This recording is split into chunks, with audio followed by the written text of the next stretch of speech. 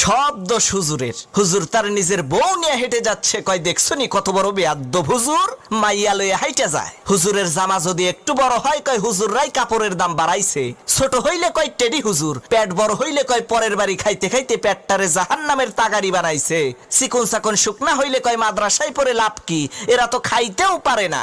দাওয়াত খাইতে যাইয়া একটু বেশি খাইলে কয় হুজুররা পরের খাওয়ান পাইলে এইরকম একটু বেশিই খায়। কম খাইলে কয় হুজুর আজকে আর কয় জায়গা দাওয়াত আছে। হুজুর একটু দামি পোশাক পরলে কয় অহংকারী, কম দামি পোশাক পরলে কয় ফকিন্নি। হুজুর একটু ইংরেজি বললে কয় ভাব মারায়, আর ইংরেজি না বললে কয় খ্যাত। অনেকে আবার কয় এই দেশটারে হুজুররাই শেষ করছে।